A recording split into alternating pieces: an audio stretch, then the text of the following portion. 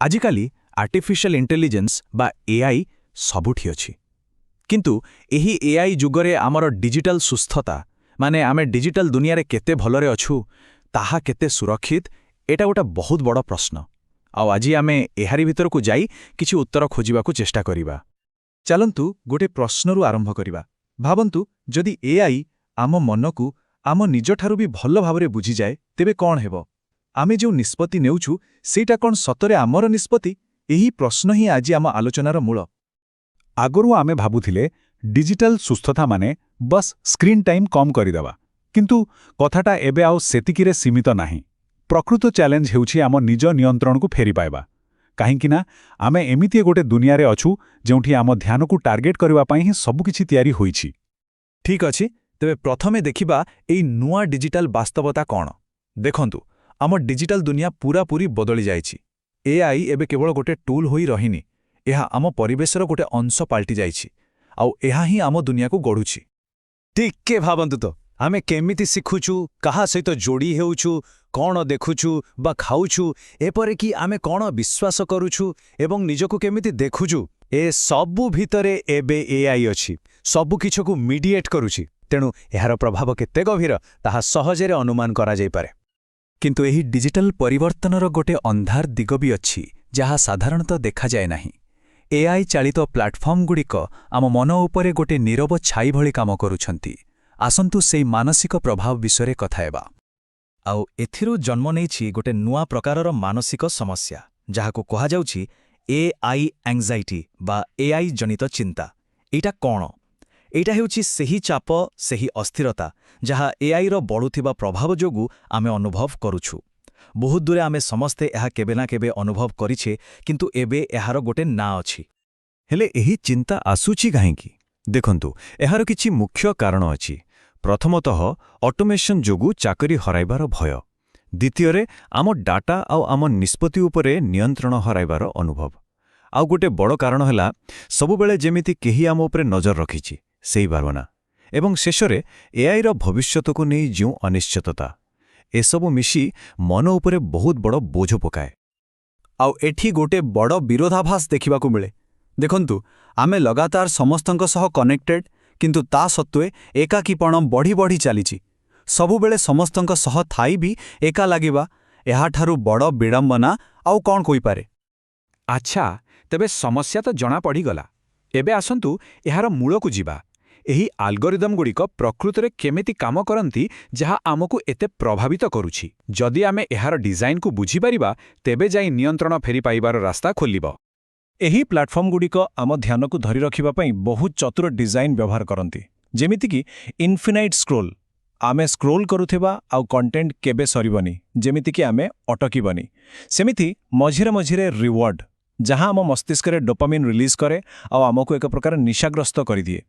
ଏସବୁ କେବଳ ଫିଚର ନୁହେଁ, ବରଂ ଆମ ମନୋବିଜ୍ଞାନ ସହିତ ଖେଳିବାର ଉପାୟ। ଏଥିପାଇଁ ହିଁ ଏଆଇ ସାକ୍ଷରତା ଏତେ ଜରୁରୀ। ମାନେ ଏସବୁ ଜାଣିବାଟା କେବଳ ଏକ ସାଧାରଣ ଜ୍ଞାନ ନୁହେଁ, ଏହା ଆମ ମାନସିକ ସ୍ୱାସ୍ଥ୍ୟ ପାଇଁ ଗୋଟେ ସୁରକ୍ଷା କବଚ ଭଳି। ଯେତେବେଳେ ଆମେ ଜାଣିବା ଯେ କେଉଁ ଜିନିଷ କେମିତି କାମ କରୁଛି, ସେତେବେଳେ ହିଁ ଆମେ ତାର ପ୍ରଭାବରୁ ନିଜକୁ ବଞ୍ଚାଇ ପାରିବା। ଠିକ୍ ଅଛି, ଏତେ ସବୁ ସମସ୍ୟା ବିଷୟରେ ଜାଣିବା ପରେ ଏବେ ପ୍ରଶ୍ନ ଉଠୁଛି, ଆମେ କରିପାରିବା କ'ଣ? ତେବେ ଚାଲନ୍ତୁ ଏବେ ସମାଧାନ ଦିଗରେ ଆଗେଇବା। କିଛି ପ୍ରାକ୍ଟିକାଲ ଉପାୟ ଦେଖିବା, ଯାହାଦ୍ୱାରା ଆମେ ନିଜର ଡିଜିଟାଲ ସ୍ୱରୂପକୁ ଫେରି ପାଇପାରିବା। ଏହାର ଗୋଟେ ବଢ଼ିଆ ଉପାୟ ହେଉଛି ଡିଜିଟାଲ ଡାଏଟ୍ ଆପଣେଇବା। ଏଇଟା କ'ଣ? ଦେଖନ୍ତୁ, ଗୋଟେ ପଟେ ଅଛି ନିଷ୍କ୍ରିୟ ବ୍ୟବହାର, ମାନେ ବିନା କାରଣରେ କେବଳ ଆଲଗୋରିଦମ ଦେଖାଉଥିବା ଫିଡ୍କୁ ସ୍କ୍ରୋଲ୍ କରିବା। ଏହା ଆମର ଧ୍ୟାନ ନଷ୍ଟ କରେ। ଆଉ ଅନ୍ୟପଟେ ଅଛି ସକ୍ରିୟ ବ୍ୟବହାର, ମାନେ ଉଦ୍ଦେଶ୍ୟ ରଖି ଟେକ୍ନୋଲୋଜି ବ୍ୟବହାର କରିବା, କିଛି ନୂଆ ଶିଖିବା ପାଇଁ, କିଛି ତିଆରି କରିବା ପାଇଁ। ଏହା ଆମ ଦକ୍ଷତା ବଢ଼ାଏ। ତେଣୁ ଆମକୁ ନିଷ୍କ୍ରିୟ ଉପଭୋକ୍ତାରୁ ସକ୍ରିୟ ସୃଷ୍ଟିକର୍ତ୍ତା ହେବାକୁ ପଡ଼ିବ। ଆଉ ଗୋଟେ ଜବରଦସ୍ତ ଟେକ୍ନିକ୍ ହେଉଛି ଏଆଇ ମାଇଣ୍ଡଫୁଲନେସ୍। ଏହାକୁ ଅଭ୍ୟାସ କରିବା ପାଇଁ ମାତ୍ର 3ଟି ସହଜ ଷ୍ଟେପ୍। ଷ୍ଟେପ୍ 1, କୌଣସି ଆପ୍ ଖୋଲିବା ଆଗରୁ ନିଜକୁ ପଚାରନ୍ତୁ, ମୁଁ ଏଇଟା କାହିଁକି ଖୋଲୁଛି? ଷ୍ଟେପ୍ 2, ଯେଉଁ କଣ୍ଟେଣ୍ଟ ଦେଖୁଛନ୍ତି ତାର ଉତ୍ସକୁ ପ୍ରଶ୍ନ କରନ୍ତୁ। ଏଇଟା କ'ଣ ବିଶ୍ୱାସଯୋଗ୍ୟ ନା କେବଳ ରିଆକ୍ସନ୍ ପାଇଁ ତିଆରି ହୋଇଛି? ଆଉ ଷ୍ଟେପ୍ 3, ଯେତେବେଳେ କୌଣସି ଜିନିଷ ମନରେ ଗୋଟେ ଦୃଢ଼ ଭାବନା ସୃଷ୍ଟି କରୁଛି, ସେତେବେଳେ ଟିକେ ଅଟକି ଯାଇ ଗୋଟେ ଲମ୍ବା ନିଶ୍ୱାସ ନିଅନ୍ତୁ। ଏହା ଆମକୁ ଇମୋସନାଲ ଟ୍ରିଗରରୁ ବଞ୍ଚାଏ। ଏବେ ଆସନ୍ତୁ ନିଜ ପାଇଁ ଗୋଟେ ଏଆଇ ପ୍ରୁଫ୍ କିଟ୍ ତିଆରି କରିବା। ଏମିତି କିଛି ଉପାୟ ଯାହା ଆମକୁ ବ୍ୟକ୍ତିଗତ ଭାବେ ସୁରକ୍ଷିତ ରଖିବ ଏବଂ ଡିଜିଟାଲ କ୍ଲାନ୍ତିରୁ ବଞ୍ଚାଇବ। ଏଥିପାଇଁ ସବୁଠୁ ଜରୁରୀ ହେଉଛି କିଛି ସୁସ୍ଥ ସୀମା ବା ବାଉଣ୍ଡରୀ ସେଟ୍ କରିବା, ଯେମିତିକି ଘରେ କିଛି ନୋ ଫୋନ୍ ଜୋନ୍ ତିଆରି କରିବା, ଖାସ୍ କରି ଡାଇନିଂ ଟେବଲ୍ ଆଉ ବେଡ୍ରୁମ୍।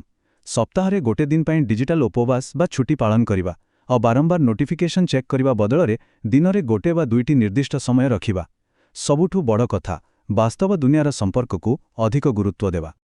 ତେବେ ଗୋଟେ ସନ୍ତୁଳିତ ଡିଜିଟାଲ ଜୀବନ କେମିତି ହେବା କଥା? ଯଦି ଆମେ ଏହାକୁ ଭାଗ କରିବା, ତେବେ ପାଖାପାଖି 50% ସମୟ ବାସ୍ତବ ଦୁନିଆର କାମ ଓ ସମ୍ପର୍କ ପାଇଁ ରହିବା ଦରକାର। ଏଟା ଆମର ମୂଳଦୁଆ। ତାପରେ ପ୍ରାୟ 30% ଡିଜିଟାଲ ଜୀବନ କିନ୍ତୁ ଉଦ୍ଦେଶ୍ୟମୂଳକ ଭାବେ କିଛି ଶିଖିବା ପାଇଁ ବା ନିଜ ବିକାଶ ପାଇଁ, ଆଉ ବାକି ମାତ୍ର 20% ରହିବା ଉଚିତ ସଚେତନ ମନୋରଞ୍ଜନ ପାଇଁ। ଏଥିରୁ ସ୍ପଷ୍ଟ ଯେ ଆମର ଅଫଲାଇନ୍ ଜୀବନର ଗୁରୁତ୍ୱ କେତେ ବେଶୀ।